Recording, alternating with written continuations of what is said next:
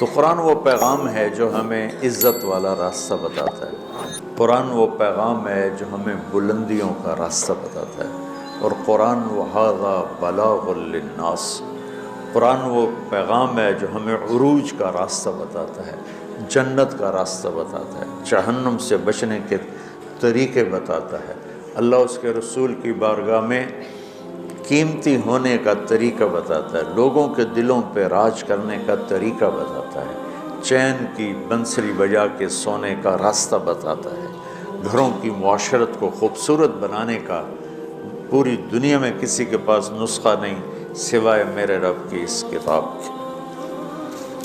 کتاب انزلناہ الیک لتخرج الناس من الظلمات الی النور۔ اور دکھ درد کی بات یہ ہے کہ امت نے قرآن چھوڑ دی۔ یا رب ان قوم اتخذوا ھذا القرآن مہجورا، ھذا کے لفظوں جو طاقت ہے، یا اللہ ان کی گود میں پڑا تھا قرآن۔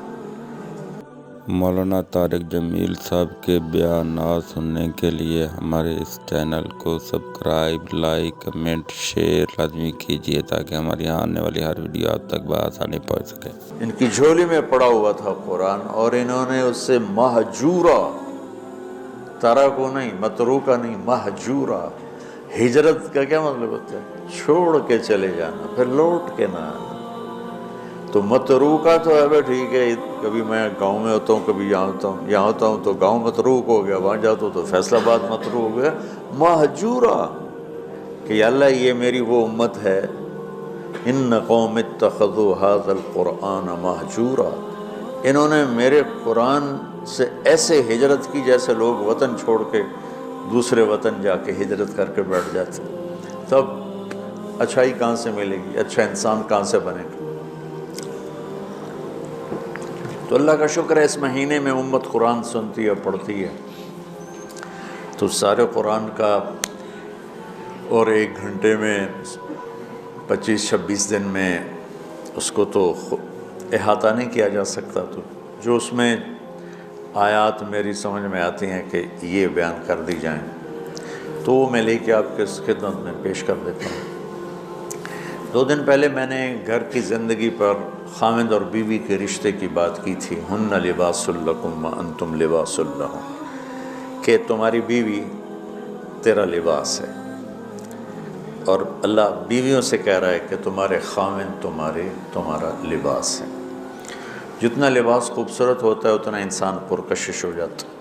جتنا آپ اپنے لباس کی حفاظت جائیں، بیوی کی حفاظت کرو گے، بیوی خاوند کی حفاظت کرے گی، یہ رشتہ پرکشش ہو جائے گا، خوبصورت ہو جائے گا۔ اس میں ایک بات رہ گئی تھی، وہ ہے نساؤکم حرث لکم، یہ اسی میں آتا ہے لیکن تھوڑا سا آگے جا کے آتا ہے، تو اس دن بات وہ اذا سالک عبادی میں چلی گئی۔ تو نساؤکم حرث لکم فاتوا حرثکم انا شئتم، اس کا مفسرین نے ایک ہی مطلب بیان کیا جو فاتوا حرثکم انا شئتم، لیکن چونکہ میں ذمہ دار ہوں مجھے حرث سے ایک مطلب سمجھ آئے، میرے پیشے کا لفظ ہے نا حرث، انتم کیا ہے وہ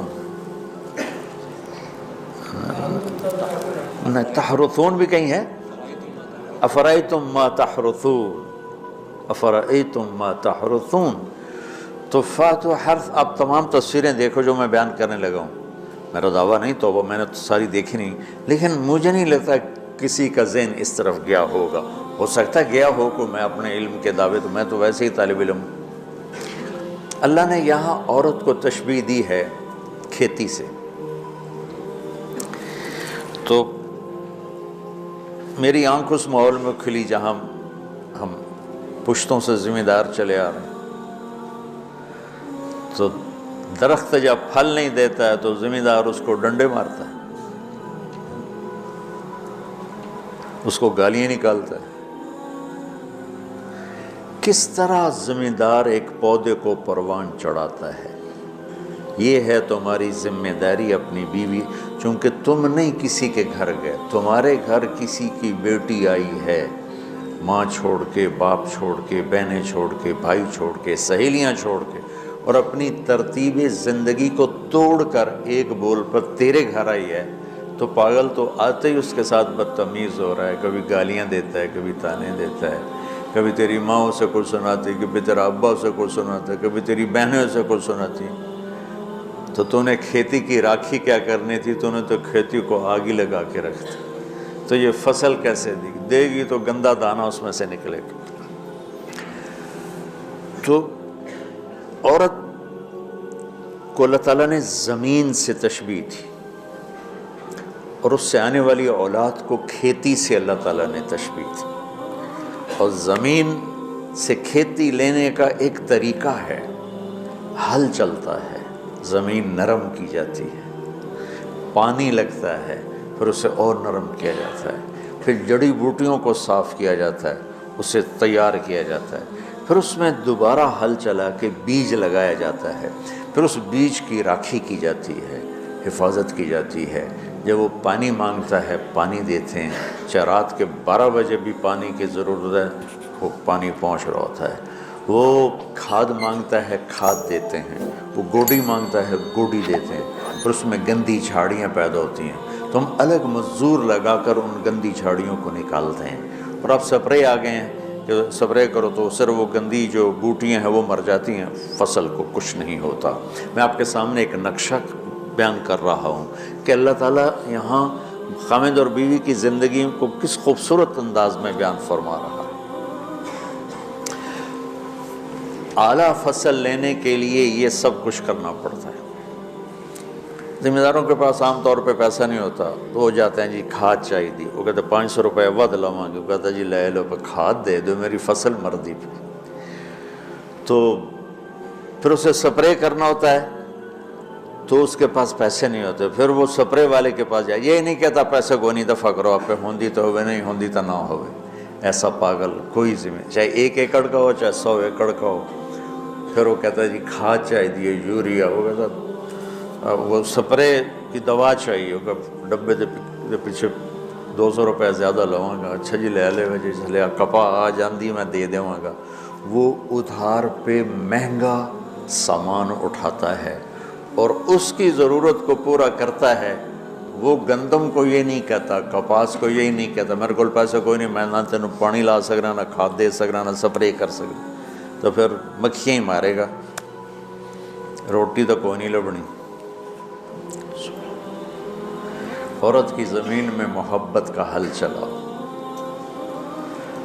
اپنے رات کے آنسوؤں سے اس کو پانی لگاؤ، اپنے اخلاق کے ذریعے سے اس میں بیج ڈالو،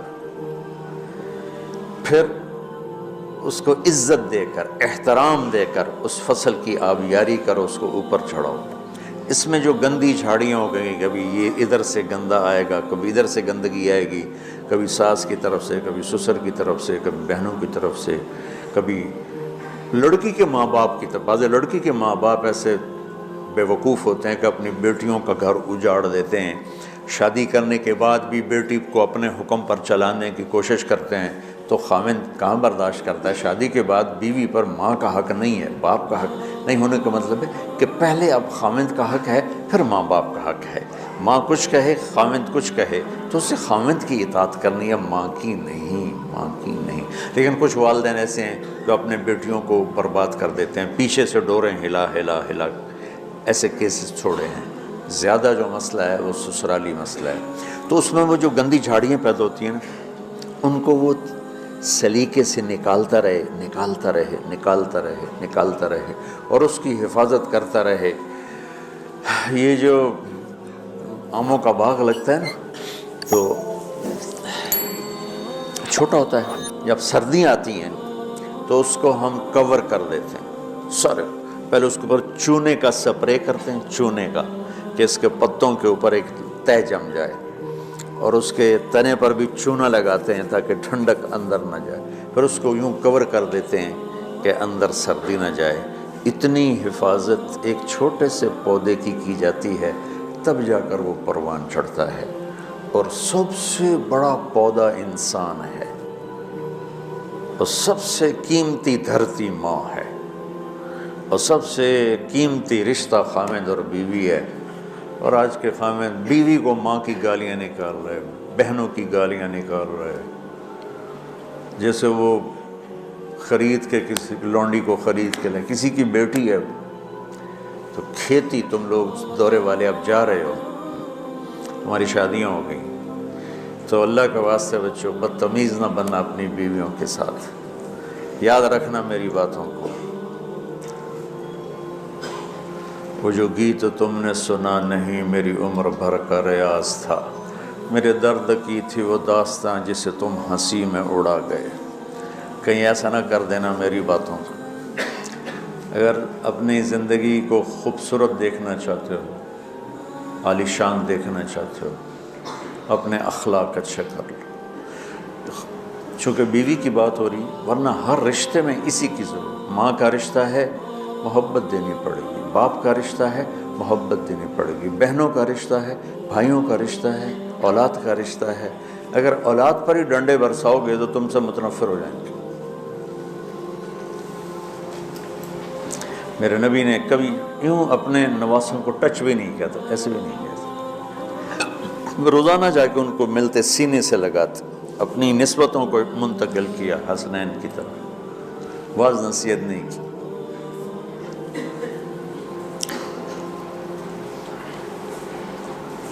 بہت سے بچے علماء کے، تبلیغ والوں کے، نیک لوگوں کے ضائع ہو گئے کہ بچے کا ذوق نہیں دیکھا، بس حافظ بنانا ہے، عالم بنانا ہے، حافظ بنانا ہے، عالم بنانا ہے۔ بناؤ حافظ، بناؤ عالم، پہلے ذوق دیکھ لو۔ اگر نہیں ہے تو اچھا مسلمان بناؤ، یہی کافی ہے۔ اگر زبردستی چلایا تو وہ بچہ نہ دین کا رہے گا، نہ دنیا کا رہے گا، نہ مدرسے کا رہے گا، نہ تبلیغ کا رہے گا۔ یہ لاکھوں مثالیں میرے سامنے ہیں۔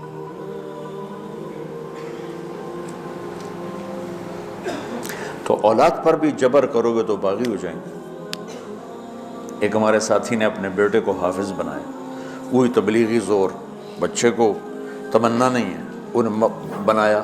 جب اس نے سر نکل آیا اس کا اور اس کی شادی ہونے لگی تو اس کے والد نے کارڈ چھپوایا، حافظ فلاں فلاں، اس نے سارے کارڈ جلا دیے۔ جلانے کا مطلب ہے پھینکوا دیا، کہ نئے سرے سے کارڈ چھپواؤ اور حافظ کا نام کٹاؤ، حافظ کا نام کٹا کے میرے کارڈ چھپاؤ۔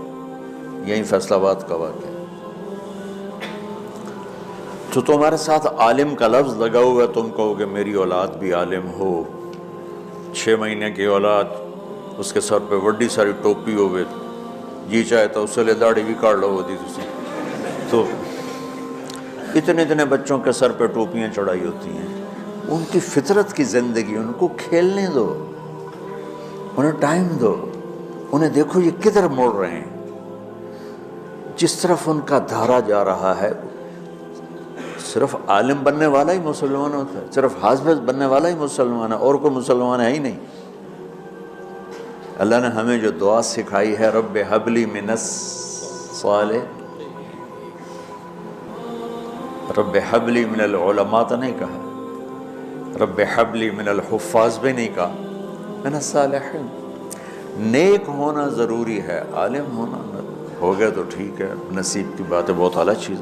حافظ بن گیا بہت اعلیٰ چیز، لیکن زبردستی کراؤ گے پچھتاؤ گے۔ زندگی کے تمام شعبوں کو زندہ کرنا ہے۔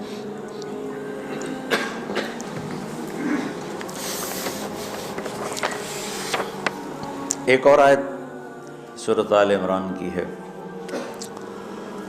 یہ سارے دین کی روح ہے، اور یہ دین کا مرکزی نقطہ ہے، مرکزی نقطہ۔ جیسے گاڑی ہوتی ہے نا، اس کا بیلنس کیا جاتا ہے تو پھر وہ صحیح چلتی ہے۔ اس کا ایک نقطہ ہوتا ہے، اس پر آ کر چاروں ٹائروں کو ایک جیسے زاویے پر جمع کرنا ہوتا ہے، پھر وہ صحیح چلتی ہے۔ اگر وہ بیلنس آؤٹ ہو جائے تو سوزوکی ہو یا لینڈ کروزر ہو، وہ سیدھی نہیں چلے گی، کبھی یوں ہو جائے گی، کبھی یوں ہو جائے گی، کبھی یوں، وہ خود بھی تھکے گی اور مسافر کو بھی تھکائے گی۔ تو ہر چیز کا سینٹر پوائنٹ جب صحیح ہوتا ہے تو وہ چیز صحیح چلتی ہے۔ اسلام کا جو مرکزی نقطہ اور پوائنٹ ہے وہ نرمی ہے، شدت نہیں، وہ نرمی ہے۔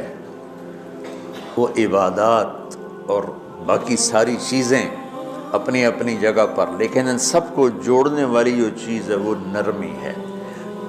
یہ میں نے کہاں سے لیا؟ میں ایک دفعہ جا رہا تھا پاناما، تو سورہ کہف کو دیکھ کے پڑھ رہا تھا، ویسے مجھے یاد ہے میں دیکھ کے پڑھ رہا تھا، تو جب میں وَلْيَتَلَطَّفْ پر پہنچا تو حاشیے میں لکھا تھا نصف القرآن، تو میں ایسی تھوڑی دیر سوچ میں پڑا کہ یہ اللہ تو قادر ہے، یہاں کوئی لفظ لا سکتے تھے اللہ تعالیٰ، یہ کیوں لائے وَلْيَتَلَطَّفْ، حد سے زیادہ نرمی کا معاملہ کرنا۔ وہ جو روٹی لینے میں گیا ترکی میں، ترسوس ایک جگہ ہے جہاں اردن والے بھی دعویٰ کرتے ہیں کہ یہاں تھے اصحاب کہف، میں نے وہ بھی دیکھا ہے، اور ترکی والے بھی کہتے ہیں میں نے وہ بھی دیکھا ہے۔ تو ترکی والا قرآن کی تعبیر سے زیادہ جوڑ کھاتا ہے، اردن والا جوڑ نہیں کھاتا ہے۔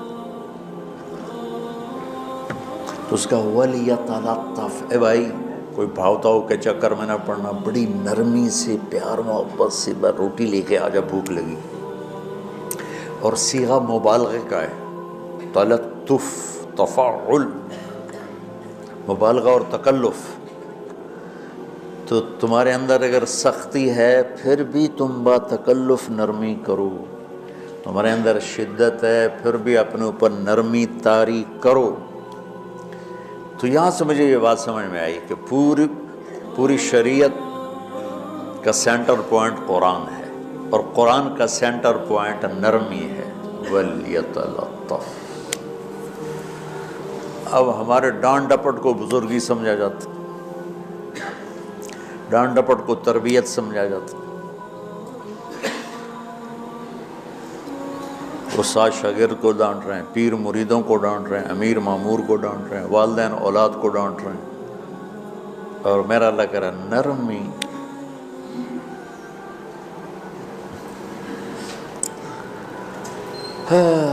اب آیت سنو، یہ بات سمجھ میں آئے گی؟ اب آیت سنو، اللہ تعالیٰ فرما رہا ہے اپنے محبوب سے، فَبِمَا رَحْمَةٍ مِّنَ اللَّهِ لِنْتَ لَهُمْ وَلَوْ كُنْتَ فَظًّا غَلِيظَ الْقَلْبِ لَانفَضُّوا مِنْ حَوْلِكَ فَاعْفُ عَنْهُمْ وَاسْتَغْفِرْ لَهُمْ وَشَاوِرْهُمْ فِي الْأَمْرِ فَإِذَا عَزَمْتَ فَتَوَكَّلْ عَلَى اللَّهِ إِنَّ اللَّهَ يُحِبُّ الْمُتَوَكِّلِينَ۔ سبحان لِنْتَ لَهُمْ بِرَحْمَةِ اللَّهِ، یوں ہونا چاہیے، جو نحو کا قاعدہ فعل پہلے ہوتا ہے اس کے متعلقات بعد میں ہوتے ہیں۔ تو لِنْتَ لَهُمْ بِرَحْمَةِ اللَّهِ، آپ اللہ کی رحمت سے نرم ہو کے اپنے امت کے لیے۔ لیکن اللہ تعالیٰ نے اللہ نے اپنے نبی پر جتنے احسان قرآن میں بتلائے ہیں، الم یجدک یتیما فآویٰ ووجدک ضالا فہدیٰ ووجدک عائلا فأغنیٰ الم نشرح لک صدرک ووضعنا عنک وزرک الذی انقض ظہرک ورفعنا لک ذکرک انا اعطیناک الکوثر هو الذی ایدک بنصرہ وبالمؤمنین۔ اب قرآن میں دیکھو، وکان فضل اللہ علیک کبیرا، اللہ نے قرآن میں اپنے نبی پر جو احسان کیے وہ بتائے اور جتلائے کہ ہم نے آپ کے ساتھ یہ کیا، یہ کیا، یہ کیا، یہ کیا۔ یہ احسان جیسے اللہ نے بتایا ہے نا اپنے نبی کو، یہ احسان نرمی والا جس طریقے سے بتایا، اس طریقے سے کسی احسان کو ذکر نہیں کیا۔ فَبِمَا، میرے ہاتھوں کو دیکھو، ہم جب کہتے ہیں بہت بڑا، اس سے آگے تو ہمارے ہاتھ نہیں جاتے نا۔ تو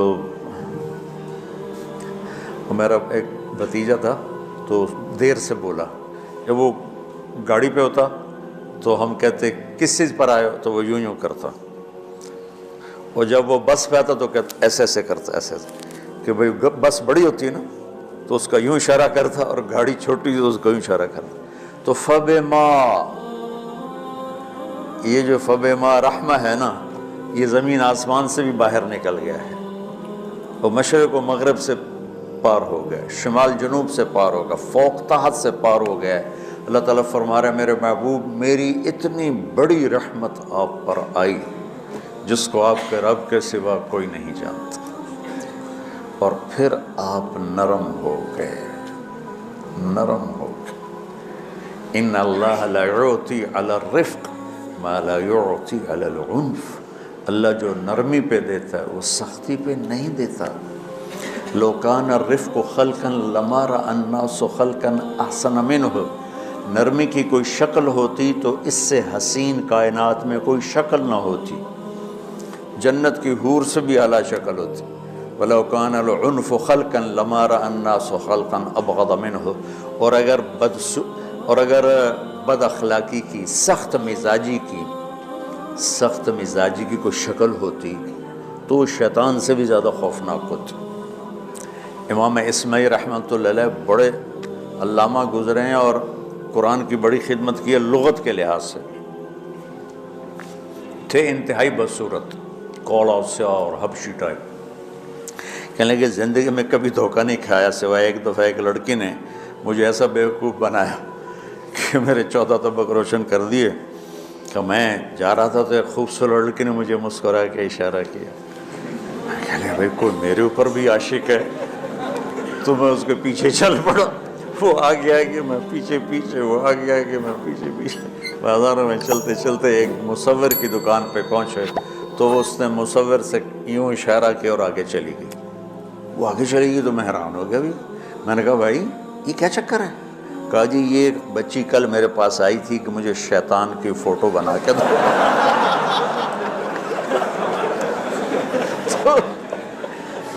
تو میں نے اس سے کہا بیٹی میں نے تو شیطان دیکھا نہیں، تو مجھے دکھا تو میں اس کا فوٹو بناؤں، تو آج تمہیں لے کر کہہ رہی تھی یہ ہوتا ہے، ایسا ہوتا ہے۔ تو اگر سختی کی کوئی شکل ہوتی نا تو شیطان سے بھی بدصورت ہوتی۔ تو ہماری زندگیوں میں جو آئی ہیں نا رکاوٹیں، اس کا کوئی بڑا سبب نہیں ہے، یہ اسباب ہیں چھوٹے چھوٹے مل کے بڑے ہو۔ زبان کی شدت، بول کی شدت، نظر کی شدت، طعنے تشنیع، مار پٹائی، اس نے ہمارے رشتوں کو تار تار کر دیا ہے۔ اور میں قربان جو میرا اللہ تعالیٰ کہہ رہا ہے لو کنت فظا غلیظ القلب، اگر آپ کی زبان میں شدت ہوتی، آپ کے مزاج میں شدت ہوتی، لانفضوا من حولک، انفضوا کا مطلب بتایا تھا نا کل پرسوں، بھگدڑ مچ جانا، پیچھے مڑ کے نہ دیکھنا۔ معلم محمد مصطفیٰ جیسے ہوں صلی اللہ علیہ وسلم، اور طلبہ اصحاب رسول جیسے ہوں،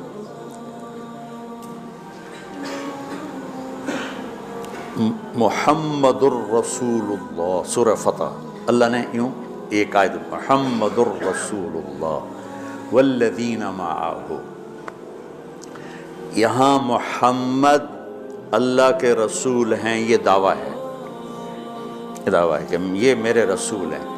تو پوچھنے والا پوچھتا ہے کہ اس کی دلیل کیا ہے؟ تو اللہ کہتا ہے اس کے ساتھیوں کو دیکھ لو، ایسے ساتھی صرف نبی کے ہوتے ہیں اور کسی کے نہیں ہوتے۔ والذین معاہ، معیت بہت بڑا شرف ہے۔ اور وہ کیسے ہیں؟ اشداء علی الکفار ہیں، رحماء بینہم ہیں۔ وہ کیسے ہیں؟ تراہم رکعا سجدا، کوئی سجدوں میں گڑ گڑا رہا، کوئی رکوع میں گڑ گڑا رہا۔ اور اخلاص ایک باریک چیز ہے جس کو موت سے پہلے ہم دعویٰ نہیں کر سکتے کہ میں جو کچھ کر رہا ہوں اخلاص سے کر رہا ہوں، لیکن وہ اتنے اللہ کے قریب ہوئے کہ اللہ نے ان کے اخلاص کی خود گواہی دی، یبتغون فضلا من اللہ ورضوانا۔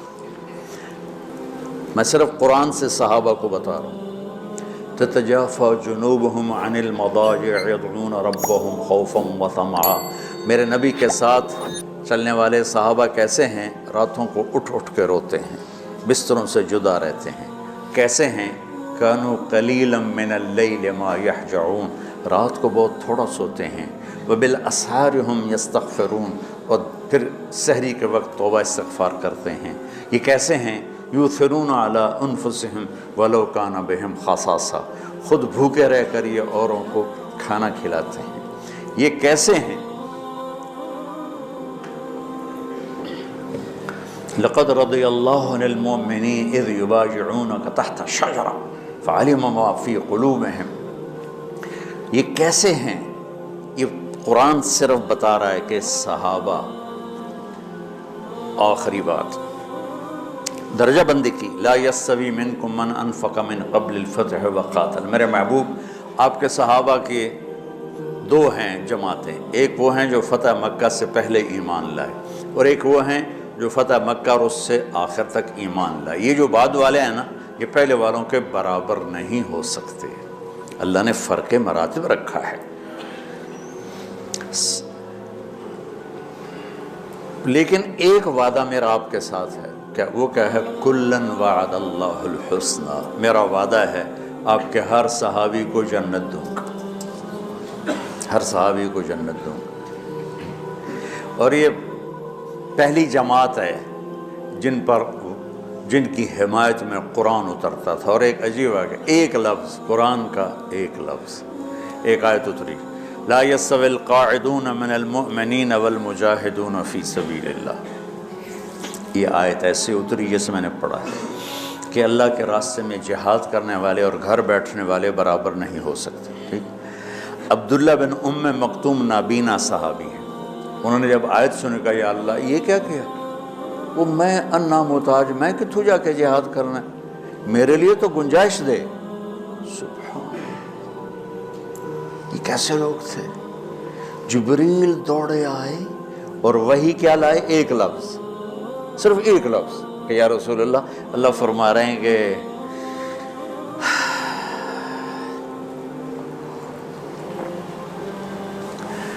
کیا ہے؟ عبس وتولی اذ جاءہ الاعمی، کا میرے بندے کی فریاد میرے پاس پہنچ چکی ہے، لہٰذا اب اس آیت کو یوں پڑھا جائے، لا یستوی القاعدون من المؤمنین غیر اولی الضرر والمجاہدون فی سبیل اللہ، کہ جو معذور ہیں ان کے علاوہ جو صحت مند ٹھیک ٹھاک ہیں وہ اور جو میرے راہ میں ہیں برابر نہیں ہو سکتے۔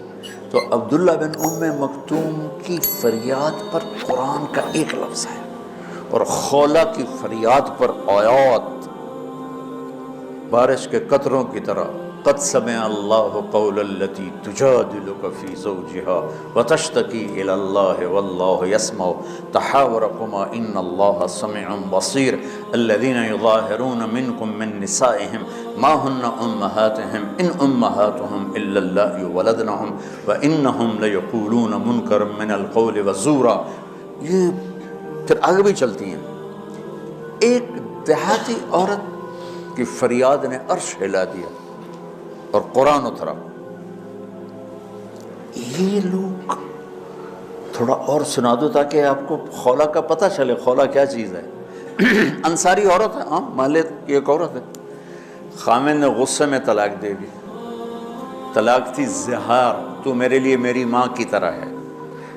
اس طلاق کے بعد رجوع ہو ہی نہیں سکتا تھا۔ 3 طلاق میں تو رجوع ہو جاتا نا، کہ کسی اور جگہ شادی ہو جائے، وہاں سے طلاق ہو جائے، واپسی ہو، لیکن اس میں رجوع ایسا ہی ہے شیخ، ایسا ہی ہے نا، اس میں دوبارہ اگر اس کی شادی ہو جائے اور پھر وہاں سے وہ فارغ ہو کر اس سے شادی نہیں ہو سکتی، یہ اس زمانے کا رواج تھا۔ اب یہ ان کی عمر گزر گئی تھی، جو بھاگی بھاگی اللہ کے نبی کے پاس ہے، یا رسول اللہ میرے خامن اوس بن مالک نے زہار کر دیا، اوس بن صامت نے مجھ سے زہار کر دیا، تو کیا فتویٰ ہے؟ آپ نے کہا حرمتی علیہ، بیٹی تو حرام ہو گئی۔ بولیں گے یا رسول اللہ اکل مالی وافنا شبابی، جوانی میری ڈھل گئی، مال میرا کھا گیا وہ، تو میں کہاں جا کے بیٹھوں، ماں باپ میرے نہیں ہیں۔ آپ نے کہا حرمتی علیہ، تو اس پہ حرام ہو گیا۔ پھر اس نے کہا یا رسول اللہ میرا کیا بنے گا؟ تو آپ چپ ہو گئے، کہ جب وہ مانتی نہیں تو کیا کرو، آپ چپ ہو گئے۔ حضرت عائشہ رضی اللہ عنہ آپ کو کنگھی کر رہی تھی، جب اس نے دیکھا اللہ کے نبی نے جواب دینا چھوڑ دیا ہے، کہ چلے ٹھیک ہے میں اپنے رب سے بات کرتی ہوں۔ اس نے وہیں بیٹھے بیٹھے ہاتھ اٹھایا، اے اللہ ان لی منہ صبیۃ صغار، اے میرے رب میرے چھوٹے چھوٹے بچے، ان ضممتہم الی فجعوا وان ضممتم الیہ فضاعوا، میرے رب میرے چھوٹے چھوٹے بچے، عمر میری ڈھل گئی، میری دوسری شادی نہیں ہو سکتی، ان بچوں کو میں اپنے پاس رکھوں تو ان کو روٹی کہاں سے کھلاؤں، یہ بھوکے مریں گے۔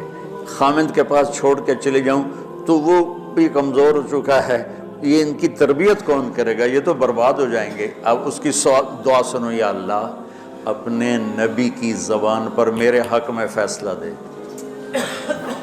یہ نہیں کہا کہ تو اپنی شریعت کا فیصلہ سنا، کہ اللہ میرے حق میں دینا فیصلہ۔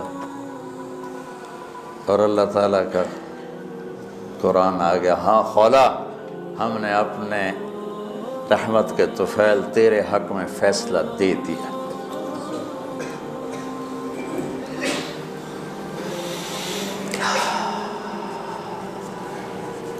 اتنے بڑے مقام کے لوگ، لفظ کیا آ رہا ہے؟ لن فضوا من حولی، یہ آپ کو چھوڑ کے بھاگ جاتے۔ سختی اتنی بڑی بلا ہے کہ اتنے دھرتی نے کسی نبی کے ایسے ساتھی نہ دیکھے نہ دیکھے گی، اور ایسے عظیم انسان دنیا میں نہ آئیں گے۔ انبیاء کے بعد عظیم ترین انسانوں کا ٹولہ، لیکن وہ بشر تھے، ان سے خطائیں ہوئیں، ان سے گناہ ہوئے، پر اللہ نے کہا جاؤ ہم نے معاف کر دیا، کُلًا وعد اللہ الحسنى، جاؤ سب کے لیے جنت ہے۔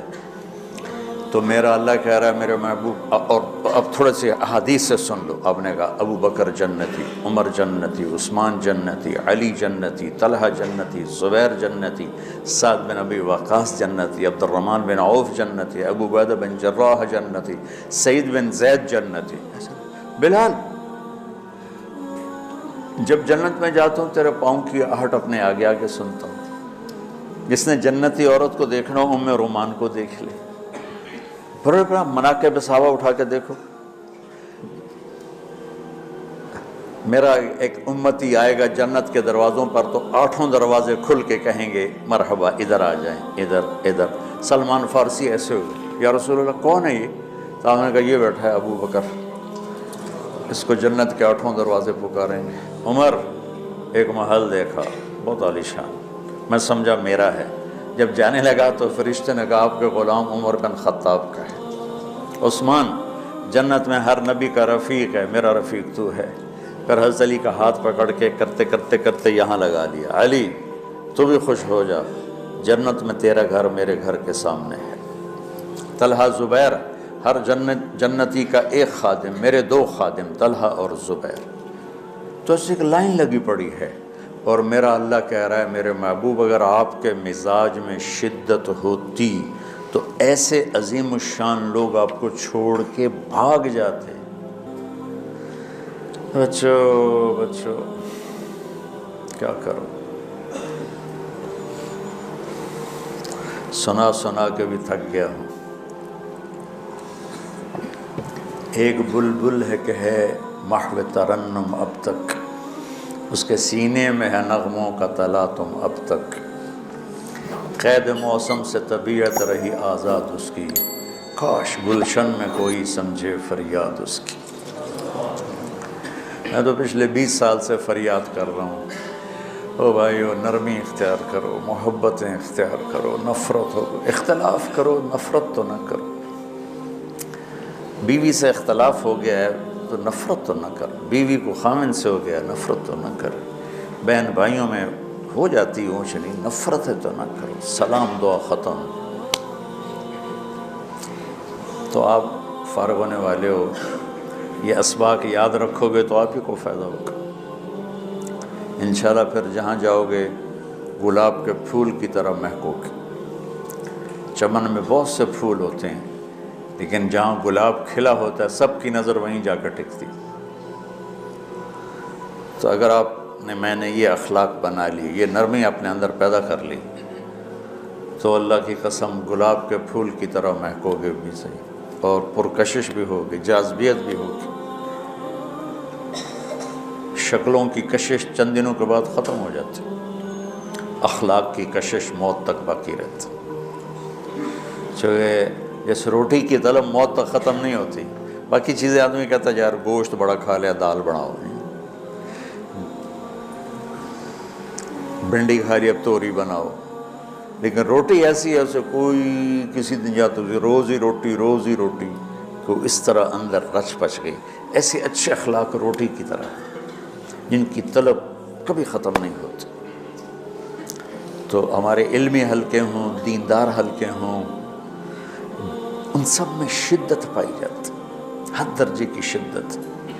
تم بیچ میں ایک موم بن کے جاؤ، لوہا بن کے نہ جاؤ، موم بن کے جاؤ، اور سارے رشتوں کی تلخیوں کو اپنے بیجا ایام کی تلخی کو بھی ہنس کے ناصر، غم کے سہنے میں بھی قدرت نے مزہ رکھا ہے۔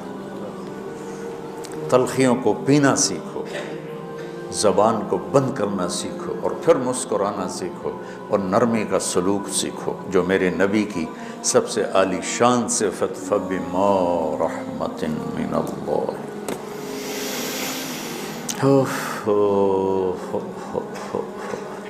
یہ واقعہ پتہ کب کا ہے؟ جب احد کی لڑائی میں شکست ہو گئی نا، تو کافی سارے صحابہ میدان چھوڑ کے دوڑ گئے، تو جب ابو سفیان کا لشکر واپس چلا گیا تو وہ واپس آئے، اور سب ڈرے ہوئے تھے کہ اب ہمیں بڑی ڈانٹ پڑے گی، ہمیں بڑی ڈانٹ پڑے گی۔ شہاب الدین غوری نے تراوڑی کی پہلی جنگ لڑی تھی پرتھوی راج کے خلاف۔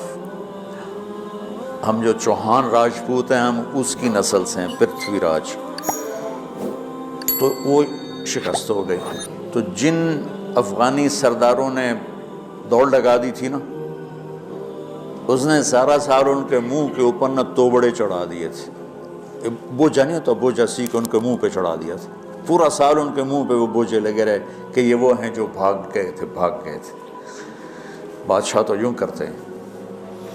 میرے نبی کے صحابہ جب سہمے آئے کہ بس دیکھو اب کیا بنتا ہے، تو آپ نے مسکرا کے ان کا استقبال کیا، آؤ بھائی۔ اس پر میرے اللہ نے یہ کہا، واہ میرے محبوب، یہ آپ کے رب کا آپ پہ احسان ہے کہ آپ نرم ہو گئے، ورنہ ایسے موقعوں پہ تو ڈانٹ ڈپٹ ہوتی، سوڑوا دیا جاتا۔ استنبول کا قلعہ فتح نہیں ہو رہا تھا، سلطان محمد فاتح 21 برس کی عمر، تو اس نے سپہ سالار کو بھرے مجمع میں کوڑوں سے اس کی پٹائی شروع کر دی، اور اس کو ہٹا کے دوسرے کو لگا دی، اور میرے نبی کہہ رہے ہیں آؤ بھائی۔ اوپر اللہ کی محبت دیکھو، اللہ تعالیٰ کہہ رہا ہے میرے نبی معاف کر دیں، پہلے ہی آپ نے معاف کر دیا، پر میں بھی سفارش کرتا ہوں آپ ان کو معاف کر دیں۔ اور آگے کہتے ہیں وَاسْتَغْفِرْ لَهُمْ، اور آپ مجھے بھی کہیں کہ میں بھی معاف کر دوں۔ کیا لوگ تھے کہ جن کے بارے میں اللہ کہہ رہا ہو مجھے کہو میں ان کو معاف کر دوں۔ اگر موت ہوتی تو دوزخ والے غم سے مر جاتے، ماتو ترحن، لیکن نہ انہیں موت ہے نہ انہیں موت۔ قرآن یہ ذہن بناتا ہے کہ للہ ملک السماوات والارض وما فیہن، زمین، آسمان اور جو کچھ اس کے اندر ہے نا وہ اللہ کا ہے۔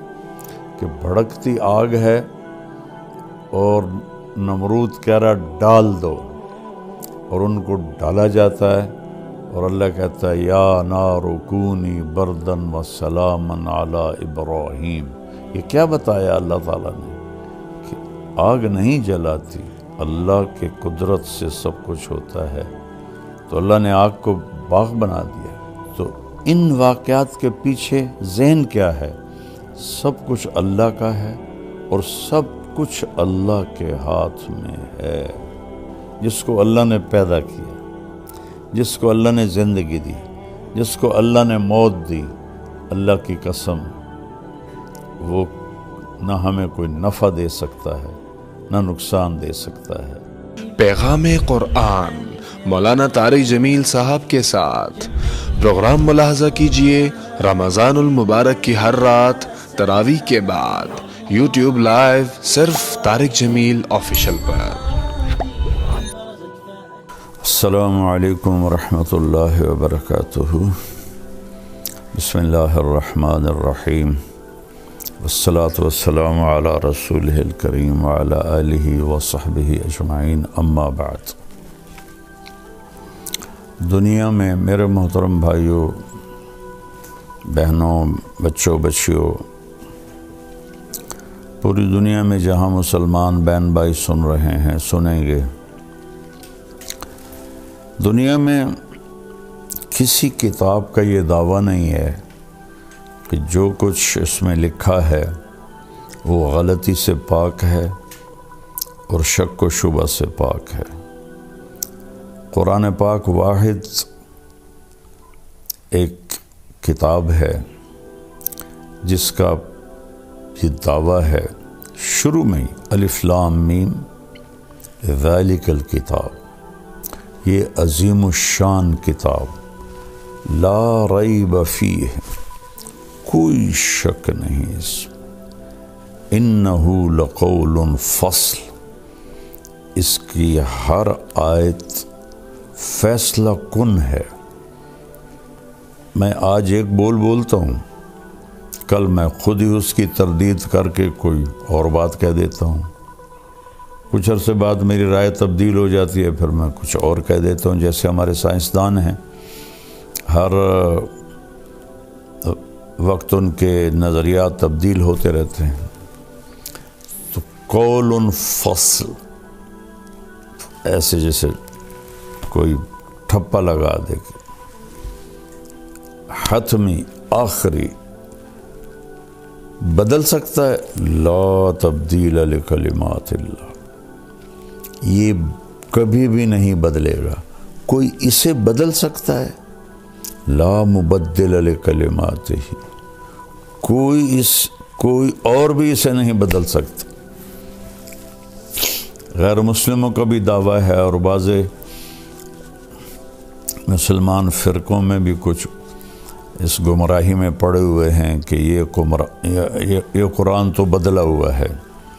یہ میرے نبی کی زبان سے نکلا ہے، میرے اللہ کی ذات سے نکلا ہے، اسے کوئی بدلنا بھی چاہے ناممکن، یہ بدل جائے ناممکن، اس کی ہر چیز آخری اور حتمی۔ تو اس میں سب سے بڑا مضمون ہے اللہ اپنا تعارف کرواتا ہے، اور اللہ اپنی طاقت اور ہیبت بتا کر اپنی طرف لوٹنے کی، اپنے سامنے جھکنے کی دعوت دیتا ہے۔ اس کے بعد ہے رسالت، انبیاء، اور انبیاء کے سردار جناب رسول اللہ صلی اللہ علیہ وسلم، ان کی زندگی میں ڈھل جانے کی دعوت دیتا ہے۔ اور تیسری چیز ہے آخرت، کہ یہ گزرگاہ ہے اور موت کے بعد مستقل ابدی موت سے پاک زندگی ہے۔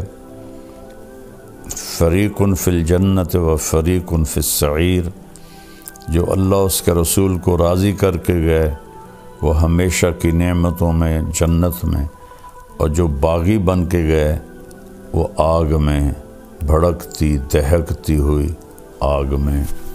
تو یہ دو انجام ہیں، یہاں کبھی خوشی کبھی غم، کبھی خوشی کبھی غم، کبھی بیماری کبھی صحت، کبھی دولت کبھی غریبی غربت۔ وہاں دو ہی حال ہیں، خوشی ہے تو اب دکھ نہیں آئے گا، دکھ آ گیا ہے تو اب خوشی نہیں آئے گی۔ اللہ تعالیٰ پوچھے گا یا اہل الجنہ، اے جنت والو، کم لبثتم فی الارض عدد سنین، اے جنت والو دنیا میں کتنا عرصہ رہے؟ تو وہ کہیں گے یا اللہ یومن او بعض یومن۔ نوح علیہ السلام جنہوں نے سب سے لمبی عمر پائی 1400 سال، وہ بھی فرمائیں گے یا اللہ دن یا کوئی آدھا دن۔ تو اللہ تعالیٰ فرمائیں گے نعم ما اتجرتم فی یوم او بعض یوم، رحمتی و کرامتی و جنتی خالدین فیہا ابدا۔ تم نے آدھے دن کے، ایک دن آدھے دن کے بدلے میں میری مان کر میری جنت کو خریدا، میری رحمت کو خریدا، میری مہمان نوازی کو خریدا۔ جاؤ، نہ موت ہے، نہ بڑھاپا ہے، نہ بیماری ہے، نہ غربت ہے، نہ دکھ ہے، نہ ڈپریشن ہے، نہ انزائٹی ہے۔ یہ تو میں اپنی طرف سے کر رہا ہوں، آج کل کا سب سے بڑا مرض ڈپریشن اور انزائٹی ہے۔ ہمیشہ کی زندگی گزارو۔ اللہ جہنم دوزخ والوں سے پوچھے گا، یا اہل النار کم لبثتم فی الارض عدد سنین، کتنا رہ کے آئے ہو دنیا میں؟ وہ بھی کہیں گے یا اللہ یومن او بعض یوم، ایک دن یا آدھا دن۔ تو اس میں قوم عاد بھی ہوگی جن کی کئی سو سال عمر ہوتی تھی، تو اللہ تعالیٰ فرمائیں گے بئس ما اتجرتم فی یوم او بعض یوم، کتنا برا گھاٹے کا سودا کر کے آئے ہو دن آدھے دن کے پیچھے، غضبی و سخطی و نار جہنم، میرے غصے کو خریدا، میری ناراضگی کو خریدا اور دوزخ کی آگ کو خریدا، جاؤ پڑے رہو اس میں جلتے ہوئے۔ اگر موت ہوتی تو جنت والے خوشی سے مر جاتے، ماتوا فرحا، خوشی سے مر جاتے۔ اگر موت ہوتی تو دوزخ والے غم سے مر جاتے، ماتوا طرحا، لیکن نہ انہیں موت ہے نہ انہیں موت۔ ایک لمبی زندگی نہ ختم ہونے والی انسانی کمپیوٹر، وہ جو غیر محدود ان لمیٹڈ جو چیز ہوتی ہے اس کو سوچ نہیں سکتا، چونکہ یہ خود بھی لمیٹڈ ہے، چند دن کے لیے آیا ہے، تو اس کی سوچ بھی لمیٹڈ ہوتی ہے۔ تو اللہ تعالیٰ فرماتا ہے فَلَا تَعْلَمُ نَفْسٌ مَا أُخْفِيَ لَهُم مِّن قُرَّةِ أَعْيُنٍ جَزَاءً بِمَا كَانُوا يَعْمَلُونَ، میں نے تمہاری آنکھوں کی ٹھنڈک کے لیے جو کچھ تیار کر کے رکھا ہے تم اس کو سوچ بھی نہیں سکتے، اس کا خیال بھی دل میں نہیں لا سکتے کہ وہ تمہارے تصور سے، سوچ سے، خیال سے بہت اوپر کی چیز۔ اور ایسے ہی نافرمانوں کے لیے جو ہے یصلی النار الکبریٰ، بہت بڑی آگ ہے جس کو تم سوچ نہیں سکتے ہو۔ تو اس چند دن کی زندگی میں قرآن ہمیں ایک زندگی سکھاتا ہے، ان ھذا القرآن یہدی للتی ہی اقوم، صرف واحد یہی قرآن اکیلی کتاب ہے جو دنیا کا اور آخرت کا وقت کیسے گزارنا ہے اس کا صحیح طریقہ بتاتا ہے، خطا سے پاک۔ وہ طریقہ ہے ہدی محمد، خیر الہدی ہدی محمد، وہ میرے نبی پاک صلی اللہ علیہ وسلم کی مبارک اور پاکیزہ زندگی ہے جس کو اللہ تعالیٰ نے محفوظ کیا ہے قیامت تک کے لیے، اس کو اپنانا ہے۔ اور یہ سودا ہے کہ وہ کریں جو اللہ کہتا ہے، وہ نہ کریں جو لوگ کہتے ہیں یا میں کہتا ہوں، کہ کائنات اللہ کے قبضے میں ہے۔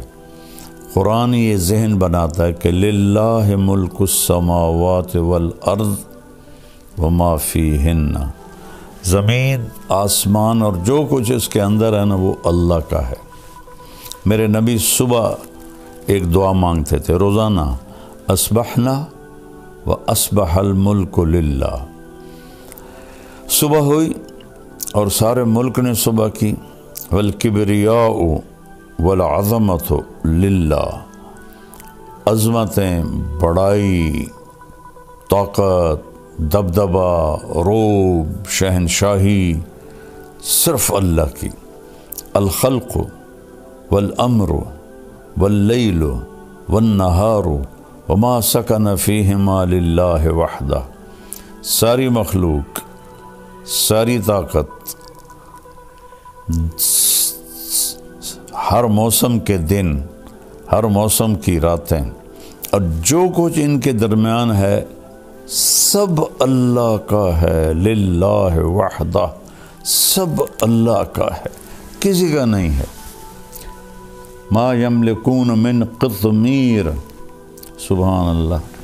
اللہ تعالیٰ کہتا ہے کہ ابھی تو آج کل افطاری کے دن ہیں، تو جب ہم کھجور کھاتے ہیں یا ایسے چیرتے ہیں تو گٹھلی کے اوپر ایک چھلکا ہوتا ہے باریک سا، اس کو قطمیر کہتے ہیں. تو ساری مخلوق اللہ کے سوا اس قطمیر کے بھی مالک نہیں، اس کھجور کے چھلکے کی. تو کسی کی زندگی موت کے مالک، کسی کی عزت ذلت کے مالک، کسی کے رزق دینے نہ دینے کے مالک. یہ کیسے ہو سکتے ہیں؟ انسان اللہ کے سامنے جھکا ہوا ہو، اسی کے آگے ہاتھ پھیلا رہا ہو. لیکن جب ہم اللہ سے مانگتے ہیں تو کھل کے سب کے سامنے ایسے ہاتھ اٹھا کے مانگ رہے ہوتے ہیں، اور دیکھنے والا بھی آپ کے اس کے دل میں آپ کی عزت بڑھتی ہے. ایک دفعہ ہارون رشید بیت اللہ کا طواف کر رہا تھا، اور دنیا کا سب سے بڑا بادشاہ تھا، اور اس نے ایسے ہاتھ اٹھائے ہوئے تھے اوپر آسمان کی طرف اور اللہ سے دعا کر رہا تھا. تو سفیان ثوری رحمہ اللہ فرمانے لگے، انظروا الی جبار الارض کیف یتضرع الی جبار السماوات والارض. اس دنیا کے طاقتور کو دیکھو کیسے زمین آسمان کے شہنشاہ اور زمین آسمان کے طاقتور کے آگے ہاتھ پھیلا رہا ہے اور دعا مانگ رہا ہے. تو کلکم سائل الا من اعطیتہ فاسألونی اعطکم.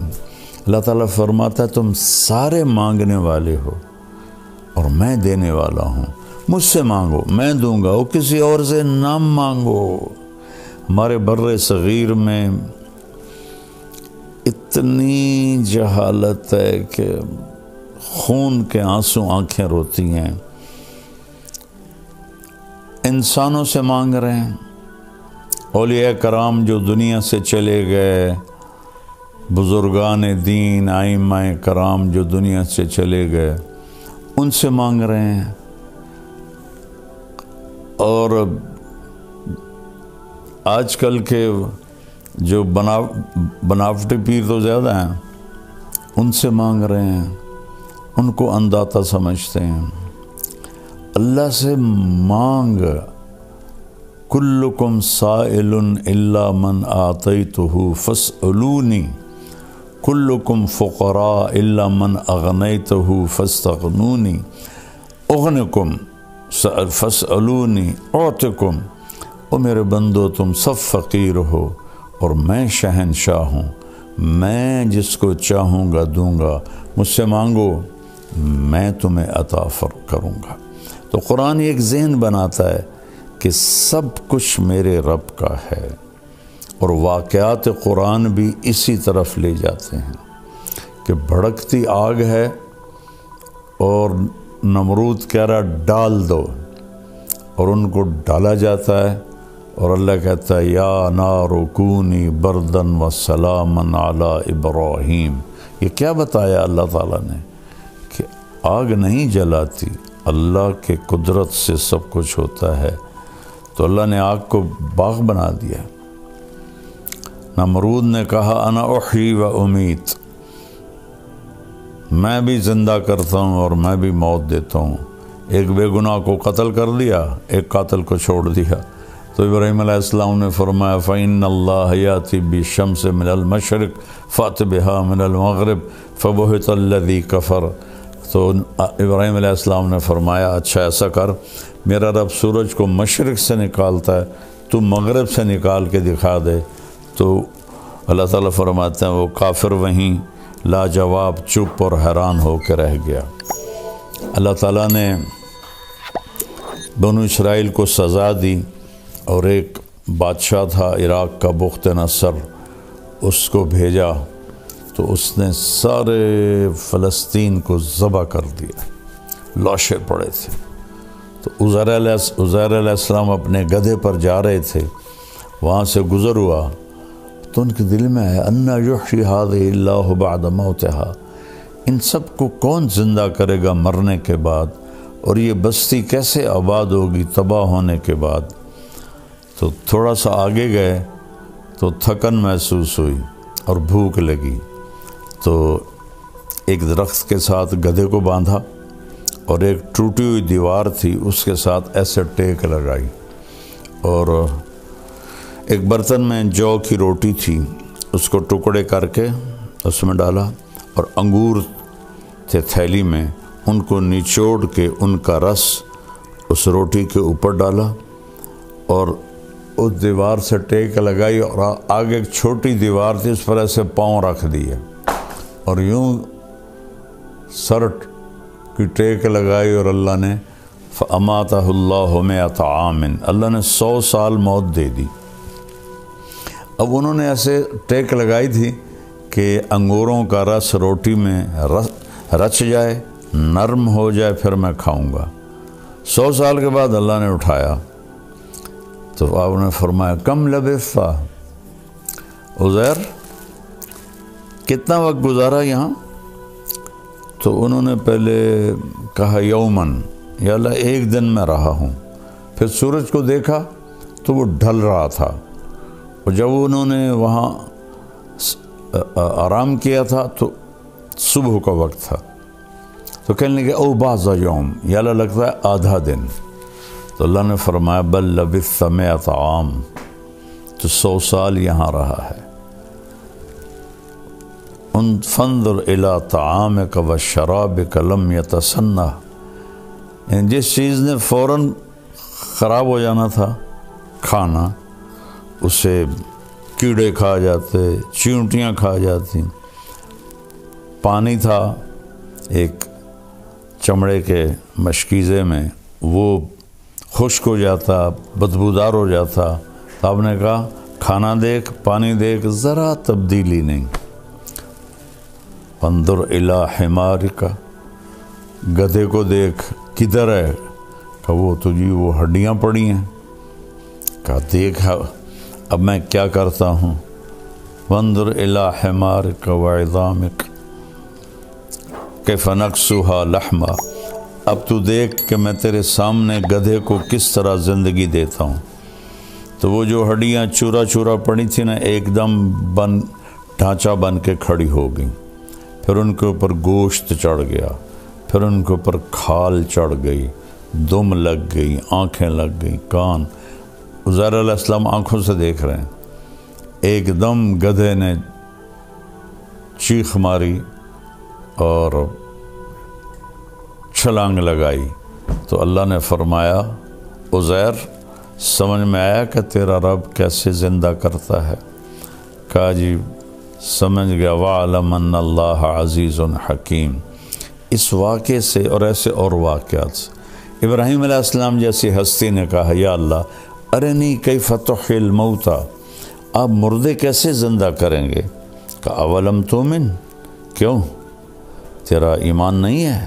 کہ بلا ہے، ولکن لیطمئن قلبی، دیکھنا چاہتا ہوں تاکہ مجھے اطمینان ہو جائے۔ قال فخذ 4 من الطیر، کہ 4 پرندے لے لے، فصرہن الیک، انہیں اپنے ساتھ مانوس کر لے، ثم جعل علی کل جبل منہن جزءا، پھر ان کو ذبح کر اور ان کا قیمہ بنا دے چاروں کا، اور 4 پہاڑوں کی چوٹیوں پر ان کو رکھ دے، سریاں ہاتھ میں رکھ لے۔ ثم ادعوہن، پھر تم ان کو بلا، یاتینک سعیا، تو دیکھے گا کہ وہ آئیں گے کیسے، میں بتاتا ہوں۔ تو انہوں نے کہا پرندے جو بھی تھے مختلف ہیں، کبوتر آ جائے، تو کبوتر کے گوشت کے ٹکڑے 4 پہاڑوں سے اٹھ کر اوپر آئے، آپس میں جڑے، یاتینک سعیا، اڑ کے نہیں آئے، ایسے چلتے ہوئے آئے۔ کہ ابراہیم غور سے دیکھ، میں نے ان کو اڑایا نہیں، چلایا ہے تاکہ تیرا یقین بن جائے۔ مور آ جائے تو مور کے گوشت کے ٹکڑے چاروں طرف سے اٹھے، اور بغیر گردن کے وہ چلتے ہوئے آ رہے ہیں، اور وہ گردن لگاتے تو گردن جڑ جاتی، وہ زندہ ہو جاتا۔ پھر تیسرے کو بلایا، پھر چوتھے کو بلایا، چاروں کے گوشت آپس میں مل کر بغیر سر کے چلتے ہوئے آتے، اور ابراہیم علیہ السلام ایسے سر لگاتے، وہ جڑ جاتا۔ اور وہ زندہ ہو جاتے، تو ان واقعات کے پیچھے ذہن کیا ہے؟ سب کچھ اللہ کا ہے اور سب کچھ اللہ کے ہاتھ میں ہے، سب کچھ اللہ کا ہے، سب کچھ اللہ کے ہاتھ میں ہے۔ لہذا وَإِذَا سَأَلْتَ فَاسْأَلِ اللَّهَ وَإِذَا اسْتَعَنْتَ فَاسْتَعِنْ بِاللَّهِ۔ میرے بھائی بہنوں، میں ہاتھ جوڑتا ہوں، جس کو اللہ نے پیدا کیا، جس کو اللہ نے زندگی دی، جس کو اللہ نے موت دی، اللہ کی قسم وہ نہ ہمیں کوئی نفع دے سکتا ہے نہ نقصان دے سکتا ہے۔ اللہ ہی ہے النافع الضار، المانع النور، الہادی البدیع، الباقی الوارث، الرشید الصبور جل جلالہ۔ ساری ایمانی ساری صفات کا مالک اللہ تعالیٰ ہے، جو پیدا ہوتا ہے، جو زندگی گزارتا ہے، جو موت کا پیالہ پیتا ہے، جو قبر میں چلا جاتا ہے، وہ آپ کے نفع نقصان کا مالک نہیں ہے۔ نفع نقصان کا مالک اللہ ہے، نفع نقصان کا مالک اللہ ہے، مشکل کشا اللہ ہے، حاجت روا اللہ ہے۔ اللہ کے واسطے علماء سے کہتا ہوں، لوگوں کو اللہ سے جوڑو، اللہ سے جوڑو، اللہ سے جوڑو۔ تو اللہ ہے جو زندہ ہے، موت سے پاک ہے، بیوی بچوں سے پاک ہے، بھوک پیاس سے پاک ہے، نیند آرام سے پاک ہے، تھکن سے پاک ہے، غفلت سے پاک ہے۔ احاط بصرہ بجمیع المرئیات، پوری کائنات اس کے سامنے، اللہ کے سامنے ہے پوری کائنات، ایک پلیٹ کی طرح۔